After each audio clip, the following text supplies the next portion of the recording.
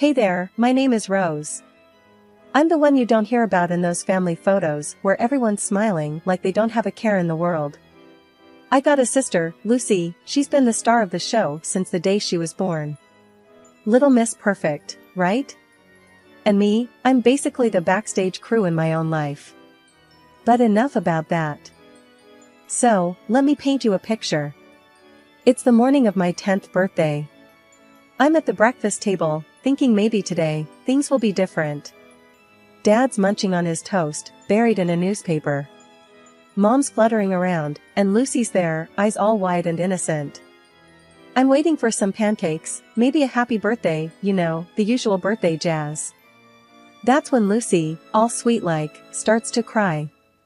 Through her tears, she goes, "Rose pushed me, and I hurt my knee." I'm standing there, jaw on the floor. What? No, I didn't.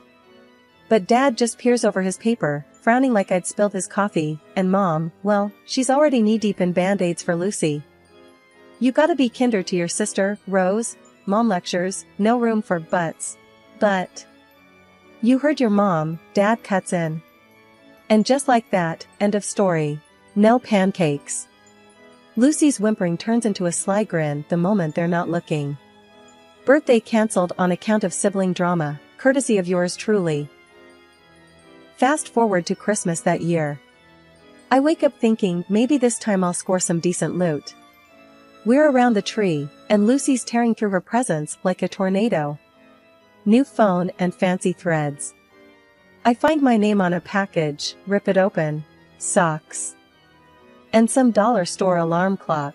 I mean, come on. Later, I'm sitting on the porch, skipping rocks on the sidewalk. Grandma Joan finds me there, hands me a cup of hot cocoa like she always does when the world gives me the cold shoulder. "Thanks, Grandma," I manage, trying not to sound as grumpy as I felt. High school was no different. Lucy had the looks, the friends, I had acne and a job at Sal's Pizzeria. Worked my tail off, got those grades, and I'm thinking, this is gonna be my ticket out, right? There's this one night, senior year, college brochures spread out on the kitchen table like a bad hand of cards. Dad's fixing the sink, Mom's doing her Sudoku, and I'm about to lay my cards down, tell them about the colleges wanting to throw scholarships my way. I'm all, "There's this college outstate dash. Money's tight, Rose," Dad says straight off, not even looking up. "We're looking at community options." I shoot a look at Mom for some backup. She doesn't look up from her puzzle. "We're saving for your sister's college fund." That's when Grandma Joan steps in, real quiet. She talks to Dad first, then Mom. It's not pretty, but when she's done, she's got that check for me, pressed it into my hand like a secret handshake. "Make it count, kiddo," she says, eyes all fierce. And that was it. That check was my golden ticket, my ride far away from socks, alarm clocks, and Lucy's messes. Out of the circus, just like Joan said. As soon as my feet hit the campus of that outstate college, it was like I could finally breathe. No more Lucy, no more comparisons, no more feeling like an afterthought. I was my own person here, and that was all kinds of liberating. So yeah, I dug into those law books like they were the only things keeping me grounded. I was at the library more than I was at my own dorm room. Came to know every coffee stain on those tables like they were my personal constellation of caffeine. But it wasn't all smooth sailing. Money was tight. I remember this one time at the campus grocery store, counting coins from my pocket for a week's worth of ramen. The cashier was tapping her nails, looking bored out of her mind. "You gonna pay or what?" she drawled, popping her gum. I was a dime short. A freaking dime. "Hold on," I mumbled, searching my pockets for a coin that wasn't there. That's when this guy behind me sighed loudly and threw a quarter on the counter. "Here, keep the change," he grunted. Embarrassing? Yeah, you bet. But it was also the day I met Mike, who turned out to be a fellow law student and a bit of a smartass. A friend, something I hadn't had a lot of. In the grind between classes and part-time jobs, Mike and I stuck together. He was as plain-spoken as they come, didn't have patience for show-offs or slackers. Wasn't the type to sugarcoat feedback on my mock trial performances either. "You gotta stop sounding like you're asking permission to be fierce," he'd say. "You know this stuff, Rose. Act like it." And I took that to heart. By the time I was sitting for the bar exam, I felt like I was carving my own path, laying down the law, you know? I wasn't Rose, Lucy's sister. I was just Rose, soon to be Rose, ESQ. At the firm, things were different. I had to prove myself again, but this time it was on my own terms. The partners, they were a mixed bag, some welcoming, some wary of the new blood. I remember being cornered by one of the senior partners, Bill, during my first week. "So, you're Joan's granddaughter," he stated more than asked, eyebrows up like he discovered gold. "Yeah, how'd you know?" I was wary, keeping my answers short and my guard up. Bill chuckled. "Joan and I fought in the same trenches once. She mailed me your resume. Said you had grit." I'd have groaned if it didn't feel like a small victory. Grandma Joan, still my one-woman fan club. In that firm, I made it known I wasn't there to ride anyone's coattails. I worked cases like they were puzzles only I could solve. In the courtroom, it was another world. I wasn't the kid sister or the overlooked daughter. I was fierce. Mike's words came back to me, about not asking for permission. "If the glove doesn't fit," I'd say, cutting through the noise, "then you must acquit." Simple, easy, nothing too fancy, to the point. It worked. So yeah, I escaped. From family expectations, from always being second best. I made it on my own terms. And it felt like freedom, hard, exhausting, but undeniably mine. It all started at the courthouse steps where I bumped into Tom, literally. Papers and apologies flying everywhere. He was there to support his buddy. I was on my first case. We laughed it off, grabbed coffee, and it turned out we could talk for hours. He was a contractor, not bothered by my legal jargon, just easygoing and genuine. Before I knew it, we were inseparable. When we decided to get married, the plan was no fuss, just us and the people we loved, sharing a good time. That plan didn't stand a chance once my family entered the picture. "It's nice," Mom would say, dabbing the corner of her eye, but her tone adding a silent "but."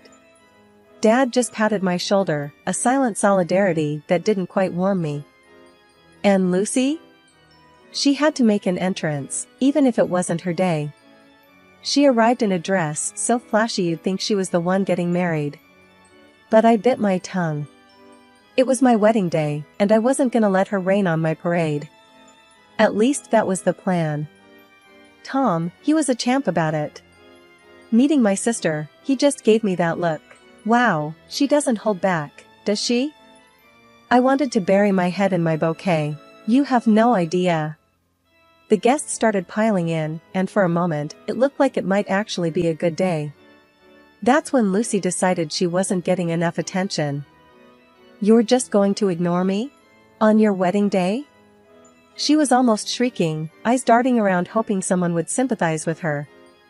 I took a deep breath, counted to 5 in my head. I was done being the peacemaker. "Lucy, not today. Please." She huffed, tossing her hair.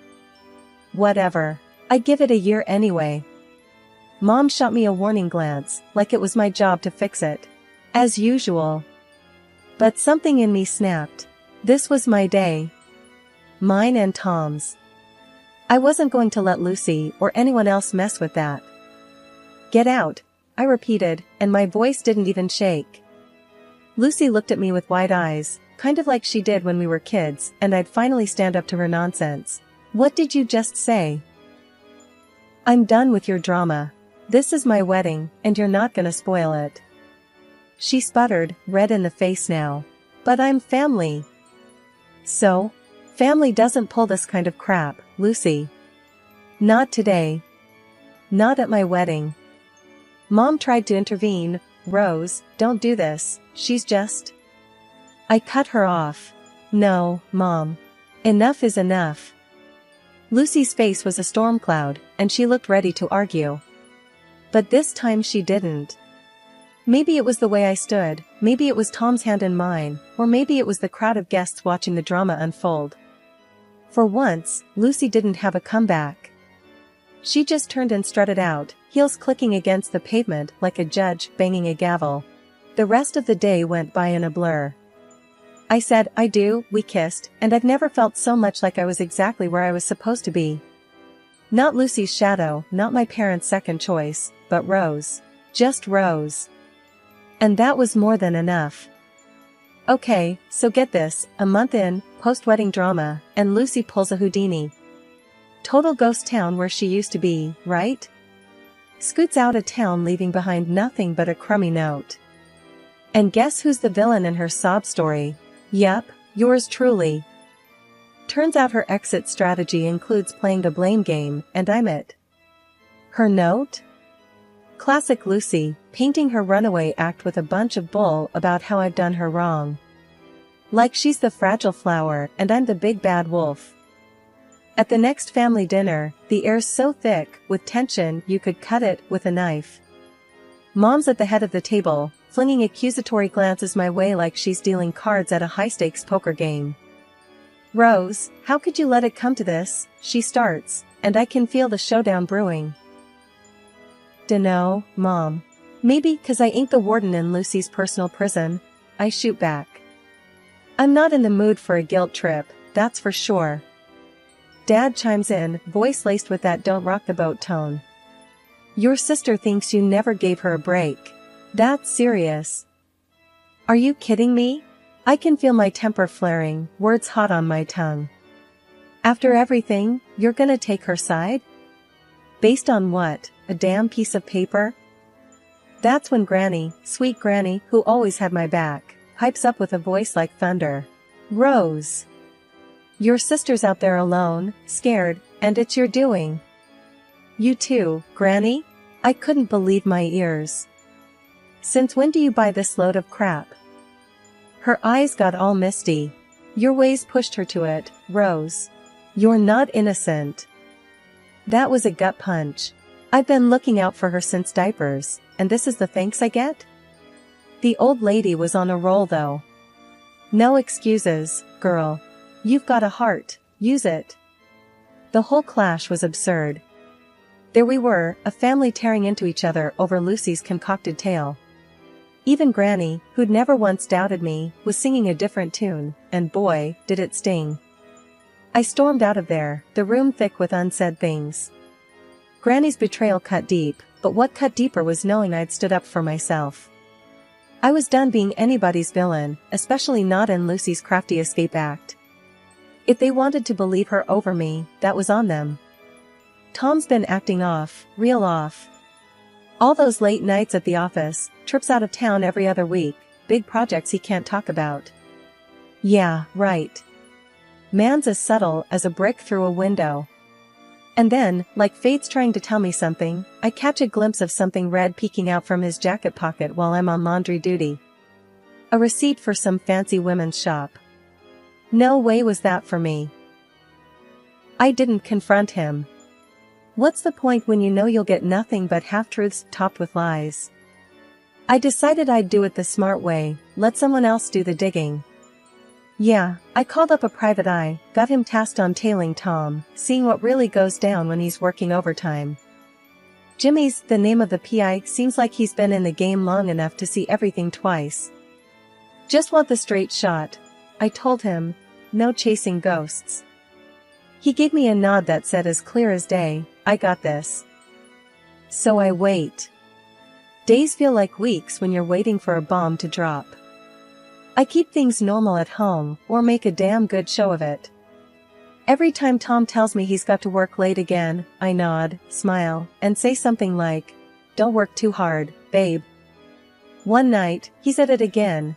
Gotta finish up some things at the office, you know how it is.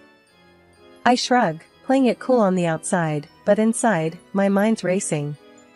Sure, Tom. Don't forget to eat something. Wouldn't want you wasting away. He gives me a peck on the cheek and he's out the door, and I'm left feeling like I'm on some warped episode of a TV show where the wife's the last to know. I try focusing on a book, some cooking show, but who am I kidding? My head's not in it. Instead, I'm thinking about that receipt. That damn piece of paper that feels like it's burning a hole through the fabric of our little suburban life. Finally, I get a text. Not from Tom, but from Jimmy. My stomach drops when I see his name flash up on my phone. I don't open it. Not yet. Can't bring myself to. Whatever's in that message, it's gonna turn my world upside down. Instead, I pour myself a glass of wine, let the cool liquid settle my nerves. They say ignorance is bliss, but I passed that exit miles back. I have to look. I pick up the phone, thumb hovering over the screen, and then, I press. But Jimmy's text isn't the full picture. It's just to say he's on the case, got some leads. We'll know more soon, he writes. That's it, then. No turning back now. Tom's little secrets are on borrowed time, and when the truth comes out, I'll be ready. There's something liberating about it, knowing that I'm no longer in the dark, playing the doting wife, smiling while something rotten's eating away at my marriage. Grandma Joan and I hadn't been seeing eye to eye recently, but the envelope stuffed with the PI's evidence was burning a hole in my bag and my conscience. Deep down, I knew she was the only one who could give me the straight talk I needed without sugarcoating the jagged pill I was about to swallow. I knocked on the door, and it swung open, revealing Grandma Joan with her arms folded, looking as staunch as ever. "Took you long enough," she said, without a hello.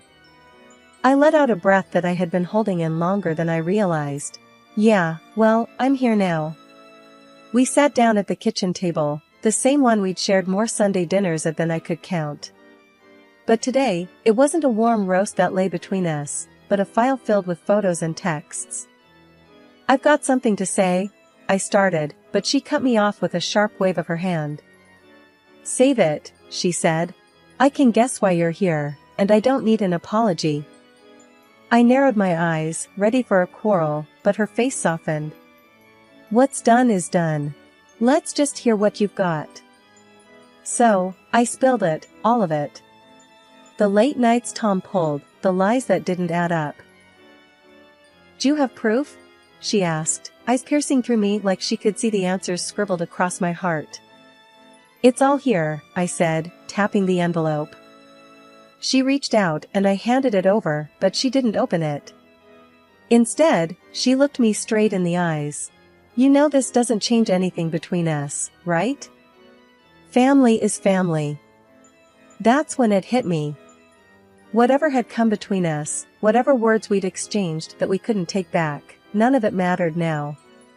Not with this storm on the horizon. "You're right," I answered.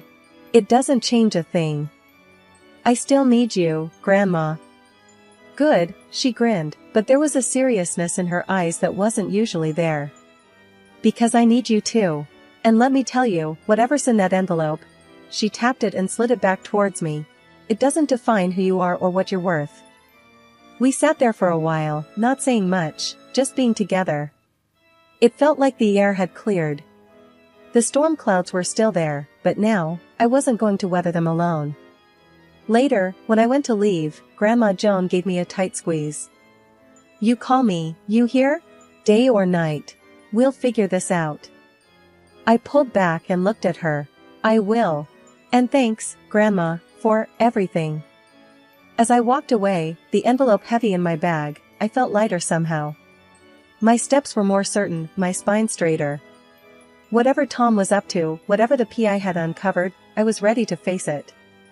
With my grandma at my back, I felt like I could face just about anything. A month had whipped by and there we were, gathered in the stiff parlor of Grandma's house, me, Mom, Dad, and my husband, Tom. An odd quiet hung in the air as the lawyer got ready to dish out the details of the will.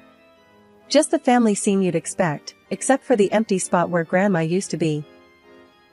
And then, like out of some crappy soap opera, in prances my sister, Lucy, all dolled up and smirking like she's just won the jackpot on a scratch card. Mom and Dad, tears in their eyes, fuss over her like she's just returned from war, not the two-bit runaway act she'd pulled. I stayed put, my hands clenched into fists under the table. I wasn't about to give her my piece yet. She swans up to Tom, bold as brass, and plants one on him. My Tom. As if that wasn't gag-worthy enough, she starts spouting off this garbage about how she'd cooked up this whole mess. I made it all happen that Grandma would bequeath her property to me, not to the villainous Rose. Lucy gloats, thumbing at Grandma's portrait with a grin that made my blood boil. And I also took her husband away from Rose. Mom's sobbing, Dad's face is ghost white, and there's Tom, cheek to cheek with the snake, both of them looking like they've got the secret to the universe. We have the last laugh, he says, voice slippery with that grin plastered all over his face. The room's buzzing with their confidence, them thinking they've got it all sewn up. Grandma's gone, and in their mind, her house, her savings, all her bits and bobs were theirs for the taking. They didn't see me smile. The lawyer, a guy with less flair than a wet match, starts talking. So, as per Mrs. Joan Holloway's last will and testament, the lawyer drones, and here it comes, the entirety of her estate, her home, her financial assets, and her personal effects are to be left to.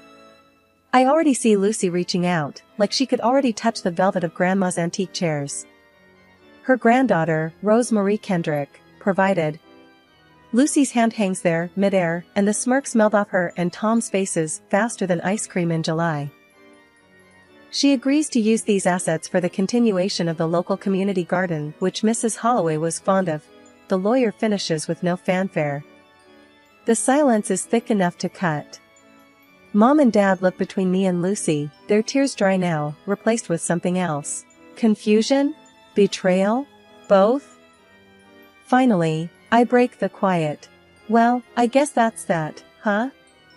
Lucy's mouth zips shut, all tight lines, and Tom, he's paler than a ghost, his eyes not meeting anyone's. You wouldn't believe the circus that unfolded after the will reading. My phone wouldn't stop buzzing, distant relatives suddenly remembering my name. But me? I kept it tight. It wasn't about the drama, it was about staying 3 steps ahead. So, what's the plan now, Rose? Tom asked with that rat-like twitch of his lip, trying to sound all sweet and concerned.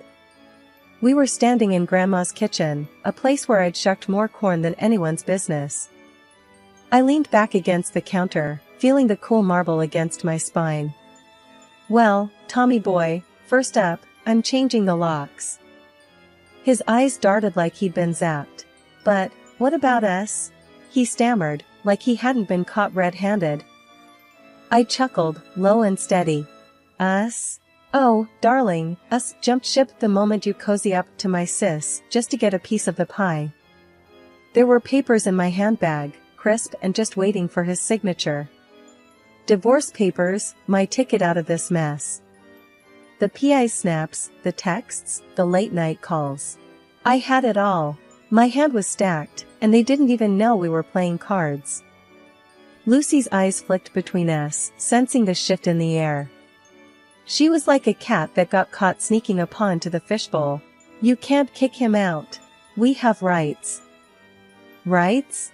I arched an eyebrow, amused at her guts. Sweetheart, after what I found out, the only right you're gonna need is the right to a good lawyer. Tom's face was pale, eyes darting to the door, probably scheming his next escape. But there was nowhere for him to run. Not this time. I felt the weight of the house keys in my pocket, the grooves grounding me. This was more than just a will, it was Grandma speaking from beyond, telling me to tidy up the trash that clung to her legacy. I walked over to Tom and handed him the papers. Sign these, and we can at least pretend you walked away with a shred of dignity. He snatched them up, his hands shaking like he was in a snowstorm without a coat. His signature scribbled across the page was the scribble of a defeated man. Lucy was seething. You think you've won? She hissed, her voice a strained whisper. I smiled, genuine and clear. Honey, this ain't about winning. This is checkmate. You played dirty, and you lost. Now, if you'll excuse me, I've got a garden to tend to and a life to live. With that, I left them there, in the dust of their greed, in the kitchen filled with memories of sugar cookies and laughter, a kitchen that would soon echo with new stories. No more whys, no regrets, just me, my begonias, and a fresh start.